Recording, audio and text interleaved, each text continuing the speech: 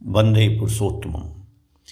सन 2013 में पूजनीय वर्तमान आचार्य देव द्वारा कही गई कुछ घटनाएं। पूजनीय वर्तमान आचार्य देव बोल रहे हैं कि आप लोग अजीत धरदा को जानते हैं। एक समय वे पब्लिशिंग हाउस के प्रकाशक थे, प्रवीण व्यक्ति हैं। बहुत दिन पहले की बात है। अजीत धरदा श्री बड़दा के घर में थे। किसी काम से आए, दिया सलाई की ज़रूरत पड़ी। उसे लेकर कार्य समाप्त कर अजीत धरदा ने दिया सलाई को रख दिया। रखने के क्रम में अन्य मनस्क होकर उसको फेंक कर रख दिए। श्री बड़दा की उपस्थिति में यह सब हुआ। श्री बड़दा ने कहा, उसे दर्द नहीं पहुंचा? अजीत दा इधर उधर देख रहे हैं, सोच नहीं पा रहे हैं कि किसे दर्द पहुंचा है।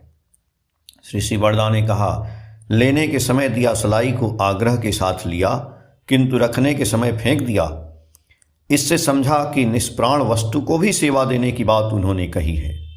यत्न और दर्द के साथ वस्तु को रखने की जरूरत है। सिर्फ व्यक्ति ही क्यों, प्रत्येक वस्तु को ही उचित सम्मान देने की जरूरत है। स्वर्गीय जितेंद्र देव वर्मन दा को आप सभी लोग जानते हैं। श्री बड़दा के घर में ही रहते हैं।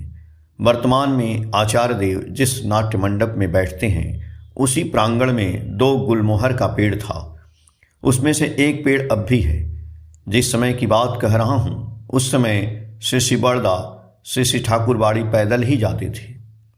एक दिन ठाकुरबाड़ी से लौटने के रास्ते में देखे कि जितेंद्र देव वर्मन दा ने कहा, पेड़ मर गया है, सारे डाल सूख चुके हैं, इसीलिए काटेंगे। श्री बड़दा ने कहा, नहीं, मरा नहीं है, काटना नहीं पड़ेगा। श्री बड़दा पेड़ के ऊपर हाथ फेर कर घर चले गए। उसके बाद उस पेड़ में नया पत्ता निकला, डाल पत्ता पूरा भर गया। इस घटना के बाद 30 वर्षों तक वह पेड़ बचा हुआ था। वर्तमान आचार्य देव के जीवन में भी ऐसी एक घटना घटी है। उसी पेड़ का एक बड़ा डाल मुड़कर झूल गया था। आचार्य देव गोबर, मिट्टी, पुआल, पानी इत्यादि की सहायता से मुड़े हुए भाग पर पट्टी बांध दिए।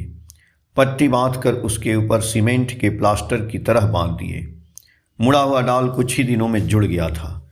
यह सब घटना प्रकृति प्रेम का साक्ष्य है। एक बार एक विशिष्ट व्यक्ति आश्रम दर्शन के लिए आए थे। श्री ठाकुर एवं आश्रम के कर्मकांड को देखकर खूब खुश हुए थे। उनमें से एक व्यक्ति ने आश्रम के एक कर्मी से पूछा, अभी तो ठाकुर सशरीर विराजमान हैं, सब कुछ ठीक ठाक चल रहा है, जब वे नहीं रहेंगे उस समय कैसे चलेगा? उन्होंने जवाब दिया, हम लोग यदि ठाकुर से प्रेम करें, उनके निर्देश के अनुरूप चलें, तो उस समय भी ठीक ही रहेगा।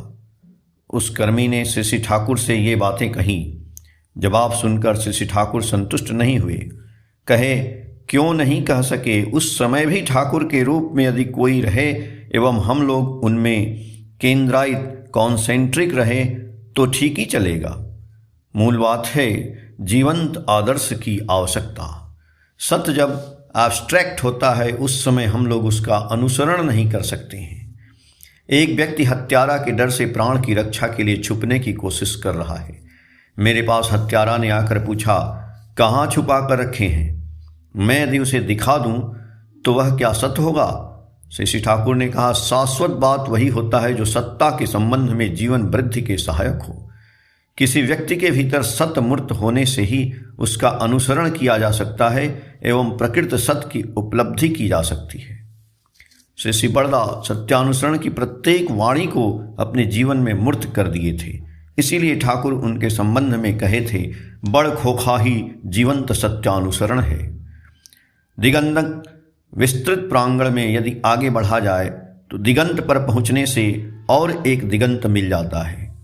हम लोगों के बीच जो दिगंत की ओर अग्रसर हो रहे हैं, उन लोगों के बीच कोई यदि अपने गुण से दिगंत में पहुंच जाए, उस समय भी उनके सामने और एक दिगंत उपस्थित हो जाता है। और दिगंत में एकाकार हो जाने से उनको देखकर हम लोग जो पीछे रह गए हैं, हम लोग कह उठते हैं, वह और वे एक जगह रहते हैं, एवं वे कहेंगे लाखों योजन अंतर है। हम लोग श्री ठाकुर जी की पूजा करते हैं, उसमें कॉन्सेंट्रिक होने की कोशिश करते हैं। शिशु जिस तरह एक पैर दो पैर करके चलने की कोशिश करता है। हम लोग भी वही करते हैं।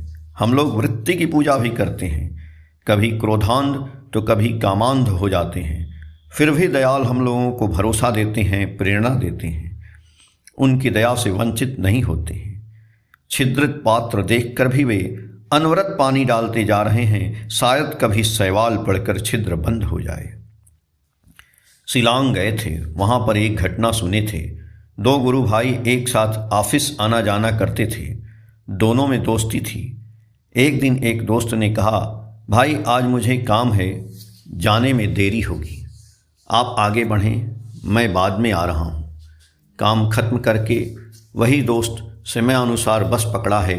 पहाड़ का टेढ़ा मेढ़ा रास्ता है, दोनों ओर गहरी खाई है। देखता है एक जगह कुछ लोगों की भीड़ लगी है। एक बस दुर्घटना हुई है। यह ठीक उसके पहले की बस है, जिस बस से उसका बंधु गया था।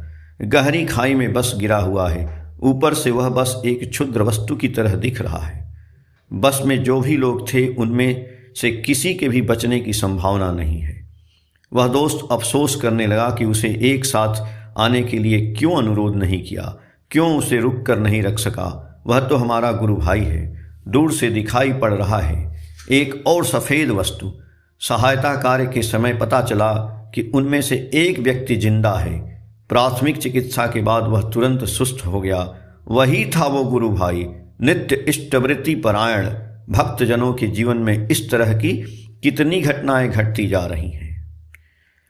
आचार्य देव परम पूज्यपाद श्री सिदादा सम्मेलन स्थल की ओर आ रहे हैं। यह देखकर पूजनीय बबाई बाबू ने अपना वक्तव्य शेष किया।